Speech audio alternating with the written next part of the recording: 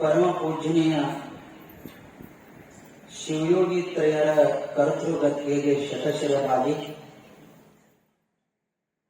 ಈ ಪವಿತ್ರ ಕಾರ್ಯಕ್ರಮದ ದಿವ್ಯ ಸಾನ್ನಿಧ್ಯವನ್ನು ವಹಿಸಿಕೊಂಡು ತಮ್ಮ ದರ್ಶನ ಹಾಗೂ ಆಶೀರ್ವಚನ ನೀಡುತ್ತಿರುವ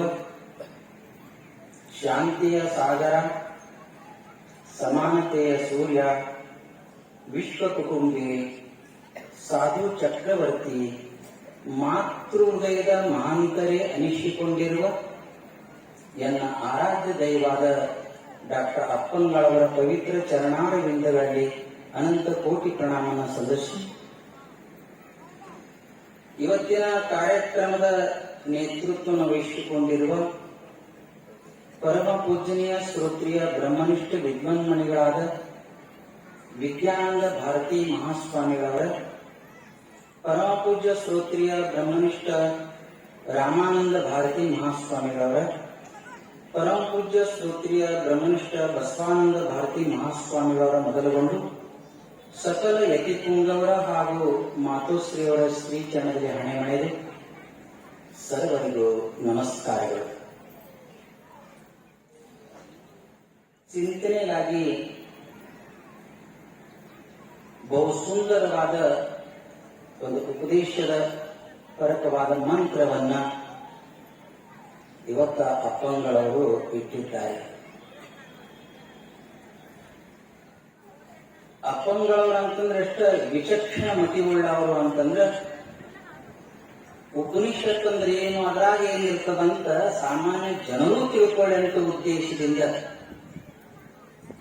ಉಪನಿಷತ್ ಅಂತಾರಪ್ಪ ಎಂದು ನಡೆಸೇ ಇಲ್ಲ ಅಂತ ಅನ್ನೋ ಮಾತಿಲ್ಲ.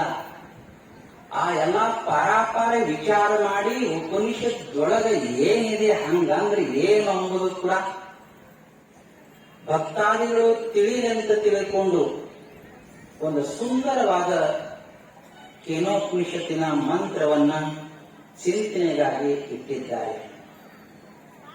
ಸಾಕಷ್ಟು ಪೂಜ್ಯರು ಅದರ ಬಗ್ಗೆ ಈಗಾಗಲೇ ಬೆಳಕನ್ನ ಚೆಲ್ಲಿದ್ದಾರೆ. ಆದರೂ ಕೂಡ ಶ್ರುತಿ ಭಗವತಿ ಅವರವರ ಮತಿಗೆ ಬುದ್ಧಿಗೆ ತೋಚದ ಹಾಗೆ ಅದರಾಗ ಆ ಚಿಂತನಪರಕವಾದ ವಿಷಯವನ್ನು ಹುದುಗಿದೆ ಅಂತ ಅರ್ಥ. ಅದನ್ನ ಆರೈಸಿಕೊಂಡು ಭಕ್ತರಿಗೆ ಯಾವ ರೀತಿಯಾಗಿ ಬೇಕಾಗಿದೆ ಎಂಬ ಪಾರಾಪಾರ ವಿಚಾರ ಮಾಡಿ ತಿಳಿಸುವ ಒಂದು ಕ್ರಮ ಇದೆ, ಪದ್ಧತಿ ಇದೆ. ಸಾಮಾನ್ಯವಾಗಿ ಉಪನಿಷತ್ ಅಂತಂದ್ರೆ ಅದು ಅಪೌರುಷ ಅಂತ ಅರ್ಥ. ಯಾವ ಋಷಿ, ಯಾವ ಸಂತ, ಯಾವ ಶರಣ ಇದು ಬದುದಲ್ಲ. ಅದಕ್ಕೆ ಶಾಸ್ತ್ರೀಯ ಶಬ್ದ ಇದೆ ಅಪೌರುಷಯ. ಅಪೌರುಷ ಅಂದ್ರೆ ಪುರುಷ ನಿರ್ಮಿತ ಅಲ್ಲ ಅಂತ ಅರ್ಥ. ಸಾಕ್ಷಾತ್ ಪರಬ್ರಹ್ಮನ ಶ್ವಾಸೋಚ್ಛ್ವಾಸದಿಂದ ಹೊರಗೆ ಬರಲ್ಪಟ್ಟಂತ ಯಾವ ಅಮೋಘ ಉಪದೇಶ ಇದೆ ಅದಕ್ಕೆ ಸ್ತುತಿ ಅಂತ ಕರೀತಾರೆ ಅಂತ ಅರ್ಥ. ಇದು ಯಾರೂ ತೆಗೆದು ಹಾಕಂಗಿಲ್ಲ. ತಮ್ಮ ಜೀವನನ ಕಲ್ಯಾಣ ಮಾಡುವಂತ, ನಮ್ಮ ಜನ್ಮವನ್ನ ಸಾರ್ಥಕ ಮಾಡುವಂತ ಒಂದು ಅಭೂತಪೂರ್ವವಾದ ಉಪದೇಶವನ್ನ ಉಪನಿಷತ್ತುಗಳು ಕೊಡ್ತಾ ಬಂದು ಇದನ್ನು ಮತ್ತೆ 3 ಭಾಗ ಮಾಡಿಬಿಟ್ರು. ಒಂದು ಕರ್ಮ ಕಾಂಡವೆಂತಲೂ, ಮತ್ತೊಂದು ಉಪಾಸನಾ ಕಾಂಡವೆಂತಲೂ, ಬಳಿಕ ಜ್ಞಾನ ಕಾಂಡವೆಂತಲೂ ಹೀಗೆ ಉಪನಿಷತ್ತುಗಳ ಪರಿಪಾಠವನ್ನು ಮಾಡಿಕೊಂಡು ಬಂದರು. ಅದರಾಗೂ ಕೂಡ ಆಚಾರ್ಯ ಶಂಕರ ಭಗವತ್ಪಾದರು ಅವರಿಗೆ ಇನ್ನೂ ವಯಸ್ಸಿರ್ತಿತ್ತಂದ್ರೆ ಇನ್ನೂ ಬರೀತಿದ್ರು ಏನೋ ಗೊತ್ತಿಲ್ಲ. ಆದ್ರೆ ಅವರಿಗೆ ಕೇವಲ 32 ವರ್ಷ ವಯಸ್ಸು ಅವ್ರಿಗಷ್ಟೇ. ನಮಗೆ 50 ದಾಟಿ ಹೋಗಿ ಅವರು ಶಿವಾನಿಗಳು ಮಾಡಕ್ಕಾಗಲಿಲ್ಲ. ಎಷ್ಟು ವಯಸ್ಸು ಅವರಿಗೆ? ಅವರ ಶರೀರ ಬಿಟ್ಟಾಗ ಕೇವಲ 32 ವರ್ಷದಾಗ ಏನೊಂದೆಲ್ಲವನ್ನ ನಮ್ಗ ಕೊಟ್ಟು ಹೋಗಿದ್ದಾರೆ ಅಂತ ಅರ್ಥ. ಅಂತದಲ್ಲಿ ಈ 10 ಉಪನಿಷತ್ತುಗಳಿಗೆ ಭಾಷ್ಯನ ಬರೆದು ಮಹತ್ ಉಪಕೃತಿಯನ್ನು ನಮ್ಮ ಯಾರವರು ಮಾಡಿದ್ದಾರೆ. ಈಶೇನ ಕಟ ಮಂಡುಕ ಮಾಂಡುಕ್ಯ ತೈತರಿ ಐತರಿ ಬೃಹದಾರಣ್ಯಕ ಸುಧಾಸಿತರಂತ ಉಪನಿಷತ್ತುಗಳನ್ನ ಭಾಷ್ಯ ರೂಪವಾಗಿ ಬರೆದು ತಂದಿದ್ದಾರೆ. ಅಂತದೇ ಒಂದು ಅಭೂತಪೂರ್ವವಾದ ಉಪನಿಷತ್ ಅದು ಕೇನೋಪನಿಷತ್.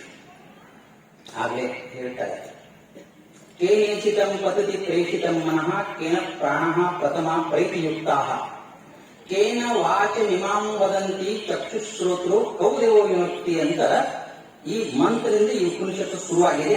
ಇದಕ್ಕೆ ಕೇನೋಪನಿಷತ ಅಂತ.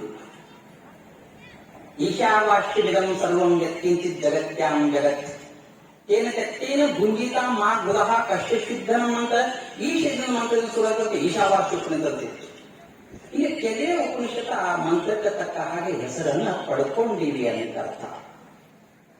ಅಪ್ಪನವರ ಆರಿಸಿಕೊಂಡಿದ್ದ ಬಹಳ ಸುಂದರವಾದ ಉಪನಿಷತ್ತು ಅದು ಕೇನೋಪನಿಷತ್. ಕೇನಂದ್ರೆ ಯಾರು?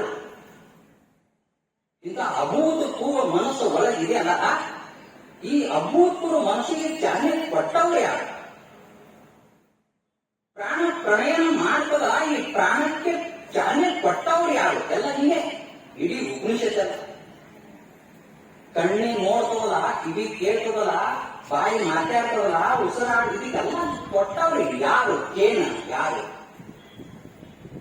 ಅವರೆಷ್ಟು ಸುಂದರವಾಗಿ ಹೇಳ್ತಾರೆ. ನಿಮ್ಗೆ ಹೇಳ್ತೀನಿ, ವೇದಾಂತದಲ್ಲಿ ಬಹಳ ಸ್ಪಷ್ಟವಾಗಿದೆ. ಪ್ರಾಣ ಜಡ ಇದೆ,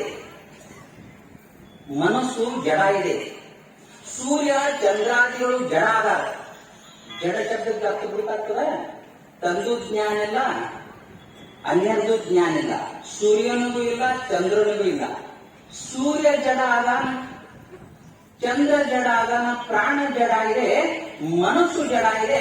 ಅದಕ್ಕೆ ಈ ಶ್ರುತಿ ಭಗವತಿ ಮುಂದೆ ಬಂದು ಹೇಳ್ತು, ಸೌ ಪ್ರಾಣಶ್ಯ ಪ್ರಾಣಾಹ ಸ ಮನಸೋ ಮನಃ. ಆ ಭಗವಂತ ಏನಾಗಿದ್ದಾನ ಅಂತಂದ್ರೆ, ನಾವು ಪ್ರಾಣ ಇದೆಯೋ ಅದಕ್ಕೆ ಬದುಕಿದೇವ ಅಂತ ಅರ್ಥ ಅಲ್ಲ. ಈ ಪ್ರಾಣಕ್ಕೆ ಪ್ರಾಣ ಇದೆಯಲ್ಲ, ಅದಕ್ಕೆ ನಾವು ಬದುಕಿದ್ದೇವೆ ಅಂತ ಅರ್ಥ. ಮನಸ್ಸಿಗೆ ಅದಕ್ಕೆ ಚಿಂತನೆ ಮಾಡ್ತೇವೆ ಅಂತ ಅರ್ಥ ಅಲ್ಲ. ಈ ಮನುಷ್ಯವನ್ನು ಮನಸ್ಸಾಗಿ ಬರುವಂತದನ್ನಲ್ಲ, ಅದಕ್ಕೆ ನಾವು ಬದುಕಿದ್ದೇವೆ ಅಂತ ಅರ್ಥ. ಅಂತ ಅಭೂತಪೂರ್ವವಾದ ಕೇನೋಪನಿಷತ್. ಇದಕ್ಕೆ ಸಾಕಷ್ಟು ಭಾಷೆಯಲ್ಲಿ ಆಚಾರ್ಯ ಸ್ಪಷ್ಟವಾಗಿ ತಿಳಿಯಾಗಿ ಹೇಳ್ಕೊಂಡು ಬಂದಿದ್ದಾರೆ. ಆದ್ರೆ ನಿಮಗೆ ಬೇಕಂತ ಉಪದೇಶ ಅದು ಅಪ್ಪಂಗಳ ಆರಿಸಿದ್ವು ಅಂತಂದ್ರೆ ನನಗೆ ಹರ್ಷ ಆಗ್ತದೆ. ನಾನು ಎಷ್ಟೊತ್ತು ಮಾತಾಡಿನಪ್ಪ ಅಂತ ಅನಿಸ್ತದ. ಇಲ್ಲ, ಆಗ 10 ನಿಮಿಷನಾಗೆ ಮುಗಿಸ್ತೀನಿ. ವಾರ್ತೆಯ ಮುಖ್ಯಾಂಶಗಳಂದ ಹಾಗೆ ಕೇಳಿ. ಯಹಚೇದ ವೇದಿ ಅಥ ಸತ್ಯಮಸ್ತಿ ನಚೇದಿ ಹಾವೇದಿ ಮತಿ ವಿನಶ್ತಿ. ಬಹಳ ಸುಂದರವಾದ ಪ್ರಯೋಗ ಶ್ರುತಿ ಭಗವತಿ ಮಾಡಿದೆ. ಅಪ್ಪ, ಈ ಜನ್ಮದಲ್ಲಿ ನಿನ್ನನ್ನ ನೀನು ತಿಳ್ಕೊಂಡಿ ಅಂದ್ರ ಸರಿನೇ, ಇನ್ನೂ ಅಭ್ಯಂತರ, ಇದಕ್ಕೇನ ಅಭ್ಯಂತರ ಇಲ್ಲ. ಇನ್ನೊಂದ್ಸಲ ಕೇಳಿ, ಹೇ ಮನುಷ್ಯನೇ, ಈ ಜನ್ಮದಲ್ಲಿ ನಿನ್ನನ್ನ ನೀನು ತಿಳ್ಕೊಂಡಿ ಅಂದ್ರ ಸರಿನೇ. ಒಂದು ಪಕ್ಷದಲ್ಲಿ ನಿನ್ನನ್ನ ನೀನು ತಿಳಿದುಕೊಳ್ಳದೆ ಹಾಗೆ ಶರೀರ ಬಿಟ್ಟಿ ಅಂದ್ರೆ ಮತಿ ವಿನಷ್ಟಿ. ಬರೀ ವಿನಷ್ಟಿ ಅಂದಿಲ್ಲ, ಮತಿ ವಿನಷ್ಟಿ, ಬಹಳ ಹಾನಿ ಮಾಡ್ಕೊಂಡ. ಯಾಕಂದ್ರೆ ಹೇಳ್ಬೇಕ್ರಿ? ಸುಮ್ಮನೆ ಹೇಳ್ಬೇಕಂತ ಹೇಳೇನು? ಇಲ್ಲ, ಮತ್ತೆ ಮತ್ತೆ ಹುಟ್ಟಿ ಬರಾಕ ಈ ಶರೀರ ಹುಲ್ಲದೀದಲ್ಲ ಮನುಷ್ಯನೇ. ಜಂತು ನರಜನ್ಮ ದುರ್ಲಭ. ನಮ್ ಈ ಶರೀರ ಬರ್ಬೇಕಂದ್ರ ಎಷ್ಟು ಪುಣ್ಯ ಬೇಕಾಯ್ತು.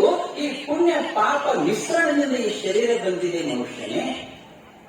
ಒಂದು ಪಕ್ಷದಲ್ಲಿ ಪುಣ್ಯವೇ ಹೆಚ್ಚಾದ್ರೂ ದೇವತೆ ಆಗ್ತಿದೆ. ಅದು ಎದಕ್ಕೂ ಬಾರದ ದೇವತೆ ಜನ್ಮ. ಪಾಪವೇ ಹೆಚ್ಚಾದ್ರೆ ಪಶು ಪಕ್ಷಿ ಕ್ರಿಮಿಕೀಟ ಜೀವ ಜಂತು ಆಗ್ತಿದೆ. ಬರೇ ಪಾಪವನ್ನು ಭೋಗಿಸೋ ಸಲುವಾಗಿ. ಈ ಪಾಪ ಪುಣ್ಯ ಕರುಣೆ ಜನ್ಮ ಏತೋ ಪ್ರಾಣಿ ನರದೇಹ ಏವುನಿ ಹಾನಿ ಕೇಳಿ ಅಂತ ಜ್ಞಾನೇಶ್ವರ ಹೇಳಿದರು. ಈ ಮನುಷ್ಯ ಜನ್ಮಕ್ಕೆ ಬಂದು ಹಾನಿ ಮಾಡ್ಕೊಂಡಿವಿ ಅಂತ ಜ್ಞಾನೇಶ್ವರ ಕೂಡ ಹೇಳಿದರು. ಏನ್ ಹಾನಿ? ಹಾನಿ ಮಾಡಿದೇವಿ, ಸೈಟ್ ಹಿಡಿದಿದ್ದೆವು, ಮನಿ ಕಟ್ಸಿದೆವು, ಬಂಗ್ಲೆ ಮಾಡಿದೆವು, ದುಡ್ಡು ಎಡ್ಡಿ ಎಫಡಿ ಮಾಡಿದೆವು, ಮಗನಿಗೆ ಓದಿಸಿದೆವು. ಇದೆಲ್ಲವೂ ನೀರಾಗ ಬಟ್ಟೆದ್ದು ಚೀಪದಷ್ಟೇ ನಿನಗೆ ಲಾಭ. ಅದಕ್ಕೆ ಶಬ್ದ ಬಳಸಿದ ಶ್ರುತಿ ಭಗವತಿ ಮತಿ ವಿನಶ್ತಿ. ಪುನರ್ಮಿತ್ರಂ ಪುನರ್ಭಾರ್ಯ ಪುನರ್ಮಹಿ ಪುನರ್ವಿತ್ತಂ ಪುನರ್ವಿತ್ತಂ ಪುನರ್ಮಿತ್ರಂ ಪುನರ್ಮಹಿ ಪುನರ್ಭಾರ್ಯ ಏತತ್ಸರ್ವಂ ಪುನರ್ನಮ್ಯ ನಸ್ತು ಶರೀರಸ್ತು ಪುನಃ ಪುನಃ. ಹೇ ಮನುಷ್ಯನೇ, ಹಣ ಹೋದ ಎಲ್ಲಾ ಹಣ ಹೋದ್ರೆ ಕೂಡ ಮತ್ತ ಹಣ ಗಳಿಸಬಹುದು. ಪುನರ್ಮಿತ್ರ ಪುನರ್ಮಿತ್ರಂ, ಮಿತ್ರ ಮನುಷ್ಯಗೊಟ್ಟು ಏನ್ ಮಾಡಿ ಹೋದ್ರೆ ಬೇರೆ ಮಿತ್ರನ ಮಾಡ್ಕೋಬಹುದು. ಭೂಮಿ ಕಳಿಸಿ ಹೋದ್ರೆ ಮತ್ತೆ ಭೂಮಿ ಹಿಡಿಬಹುದು. ಹೆಂಡತಿ ಮುನಿಸ್ಕೊಟ್ಟು ಹೋದ್ರೆ ಡೈವರ್ಸ್ ಕೊಟ್ಟರೆ ಮತ್ತೊಂದು ಹೆಂಡತಿ ಮಾಡ್ಕೋಬಹುದು. ಅದನ್ನು ಹೇಳ್ಯಾರ ಪುನರ್ಭಾರ್ಯ ಏತತ್ ಸರ್ವಂ ಪುನರ್ಲಭ್ಯ. ಇವೆಲ್ಲವೂ ಮತ್ತೇನಾರ ಮಾಡಬಹುದು. ಆದರೆ ಒಂದು ಸಲ ಈ ಶರೀರ ಹೋಯಿತು ಅಂತಂದ್ರೆ ಮತ್ತೆ ಮತ್ತೆ ಹುಟ್ಟಿ ಬರಾಟೆಯನ್ನು ಹುಲ್ಲದೀದಲ್ಲ ಮನುಷ್ಯನೇ. ನೆನಪಿಡ್ಬೇಕು ನಾವು, ಭಗವಂತನ ಎಂತ ಕೊಡೆಯ ಕೊಟ್ಟಿದ್ದಾನ, ಅದಕ್ಕೆ ನೀ ಇದು ಉಪಯೋಗ ಮಾಡ್ಕೊಳ್ತಾ ಇಲ್ಲ. ಆದ್ರೆ ಈ ಶರೀರದಲ್ಲಿ ಉಪಭೋಗ ಮಾಡ್ತಿ, ಮಾಡದಂತ ಸಲ ಏನ್ ಮಾಡ್ತಿ, ಉಪಭೋಗ ಮಾಡ್ತಿ, ಅದು ಉಪಯೋಗ ಮಾಡ್ಕೊಳ್ತಾ ಇಲ್ಲ. ಏನ್ ಮಾಡ್ಕೋಬೇಕು, ಇದರ ಉಪಯೋಗ ಮಾಡ್ಕೋಬೇಕು. ಬಹಳ ಸುಂದರ ಒಂದು ವಿವೇಚನೆ ಕೊಟ್ಟಿದ್ದಾರೆ ನೋಡ್ರಿ,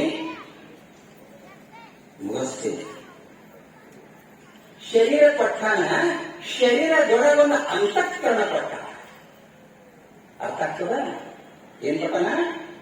ಶರೀರ ಕೊಟ್ಟಾನ, ಶರೀರದೊಳಗ ಒಂದು ಏನ್ ಕೊಟ್ಟಾನ? ಅಂತಃಕರಣ ಕೊಟ್ಟ. ಪಶು ಪಕ್ಷಾದಿಗಳಿಗೆ ಶರೀರ ಕೊಟ್ಟಾನ, ಆದ್ರೆ ಅಂತಃಕರಣ ಕೊಟ್ಟಿಲ್ಲ. ಅರ್ಥ ಆಗಲ್ಲ? ಏನ್ ಕೊಟ್ಟಿಲ್ಲ? ಅಂತಃಕರಣ ಕೊಟ್ಟಿಲ್ಲ. ಯಾರಿಗೆ ಕೊಟ್ಟ? ನಮ್ಗೆ ಅಂತಃಕರಣ ಕೊಟ್ಟಾನ. ಶರೀರ ಕೊಟ್ಟಾನ, ಶರೀರ ಜೊತೆಗೆ ಅಂತಃಕರಣ ಕೊಟ್ಟ. ದೇವತೆಗಳಿಗೆ ಅಂತಃಕರಣ ಕೊಟ್ಟಾನ, ಶರೀರ ಕೊಟ್ಟಿಲ್ಲ. ಅರ್ಥಾತ್ ಅಸ್ನಾಯುಗಂ, ಅವರಿಗೆ ನರಗಳಿಲ್ಲ ಅಂತ ಹೇಳ್ಕೊ. ಅಶರೀರಗಂ, ಅವರಿಗೆ ಶರೀರ ಇಲ್ಲ. ಅಸ್ನಾಯುಗಂ ಅಪಾಪವಿದ್ದಂ ಇನ್ನೆಲ್ಲ ದೇವತೆಗಳ ಬಗ್ಗೆ ವರ್ಣನೆ ಮಾಡ್ಕೊಂಡು ಬಂದಿದ್ದಾರೆ. ಅಶರೀರಗಂ, ದೇವತೆಗಳಿಗೆ ಶರೀರ ಇಲ್ಲ, ಏನಿದೆ? ಅಂತಃಕರಣ ಇದೆ. ಏನ್ ಪ್ರಯೋಜನ? ಅದಕ್ಕೆ ಮನುಷ್ಯನೇ ನಿನಗೆ ಶರೀರವೂ ಕೊಟ್ಟಾನ, ಮುಂದೆ ಅಂತಃಕರಣನೂ ಕೊಟ್ಟ.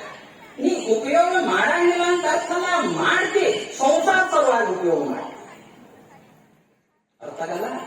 ಈ ಶರೀರ ಸಂಸಾರ ಒಂದು ಜಾತಿದು, ನಾನು ಭಗವಂತ ಒಂದು ಜಾತಿ ಅದು.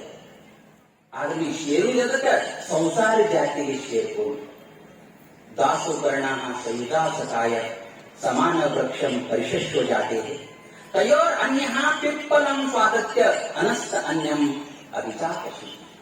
ಬಹಳ ಸುಂದರವಾದ ಮಂತ್ರ ಇದು. ಶ್ವೇತಾಶ್ವೇತ ಉಪನಿಷತ್ತಲ್ಲಿ ಬಂದಿದೆ. ಒಂದ್ಸಲ ಹೀಗೆ ಅಪಗಳು ನಾವು ಕುಂತಿದ್ದು, ಅಪಗಳು ಯಾವ ಪ್ರವಚನ ಹೇಳಪ್ಪ ದಾವಣಗೆರೆಯಾಗ ಅಂತ ಕೇಳಿ, ನಾ ಅದೇ ದಿವಸ ಬೆಳಗಿನ ಜಾಗದಲ್ಲಿ ಶ್ವೇತಾಶ್ವೇತ ಉಪನಿಷತ್ತಲ್ಲಿ ಈ ದಾಸುಕರ್ಣ ಸಂಹಿತಾಸಕಾಯ ಮಂತ್ರ ಪ್ರವಚನ ಮಾಡಿ ಬಂದಿದೆ. ಅಪ್ಪ ಮತ್ತೆ ಈ ಉಪನಿಷತ್ ಶ್ವೇತಾಶ್ವೇತ ಉಪನಿಷತ್ ಇದು ಮುಂದೆ ಬುಕ್ಕಿನ ಇದೆ ಅದು ಅಂತಂದ್ರು. 3 ರೂಪಾಯಿ ಅಲ್ಲಿಗೆ ಇದೆ ನೋಡ್ರಿ. ಅಪ್ಪಗಳಿಗೆ ಯಾವ ಉಪನಿಷತ್ ಯಾವ ಮಂತ್ರ ಇದೆ ಅಂದಾಗ ನನಗ ಅಕ್ಷರಶಃ ಆನಂದ ಭಾಷೆ ಹೊರಗೆ ಬಂದು ಈ ಸಭೆಯಲ್ಲಿ ಹೇಳಕ್ ಇಷ್ಟಪಡ್ತೀನಿ. ಇಷ್ಟು ಇಡೀ ವಯಸ್ಸಿನಲ್ಲಿ ಎಷ್ಟು ಯಾವ ಉಪನಿಷತ್ ಅಲ್ಲಿ ಬಂದದ್ದು ಅಂತಂದ್ರು. 100 ರೂಪಾಯಿ ಅಲ್ಲಿ ಬಂದದ್ರೆ ಪಾಡಿ, 2 ಕಡೆ ಬಂದದ, 3 ಕಡೆ ಬಂದದಪ್ಪ ಅಂತ ಹೇಳಿದೆ. ಎಷ್ಟು ನೆನಪಿನ ಶಕ್ತಿ ಈ ವಯಸ್ಸಿನಲ್ಲಿ ಇರಬೇಕು. ನಮ್ಗೆ ಈ ವಯಸ್ಸಿನಲ್ಲಿ ಒಂದು 6 ಆಗ್ತದೆ ಇರ್ಲಿ. ಭೂತೇಶು ಭೂತೇಶು ಚಿತ್ತದಿರಾಹ ಪ್ರೀತ್ಯಾಸ್ಮ ಲೋಕಾಲ ಅಮೃತ. ಮನುಷ್ಯ ಏನೂ ಮಾಡಬೇಕಾಗಿಲ್ಲ, ಏನು ಮಾಡ್ಬೇಕನ್ನೋ ಫಲಶ್ರುತಿಯಲ್ಲಿ ಹೇಳ್ತಾರೆ. ಎಲ್ಲಾರೇ ಮಾಡಾಕ ಸಾಧ್ಯಲ್ಲ. ಅದಕ್ಕೆ ಧೀರಾಹ ಶಬ್ದಕ್ಕಿದ್ದಾರೆ. ವಿಕಾರ ಹೇತು ಸತಿ ವಿಕ್ರಿಯಂತೆ ಏಷಾನ್ನ ಚೇತಾಂಶಿ ಸ ಧೀರಾಹ ಧೀರತಿ ಇತಿ ಧೀರಾಹ ಧಿಯೋ ಯೋ ನ ಪ್ರಚೋದಯಾತ್ ಸ ಧೀರಾಹ ತತ್ರ ನ ಮುಷ್ಯತಿ ಸ ಧೀರಾಹ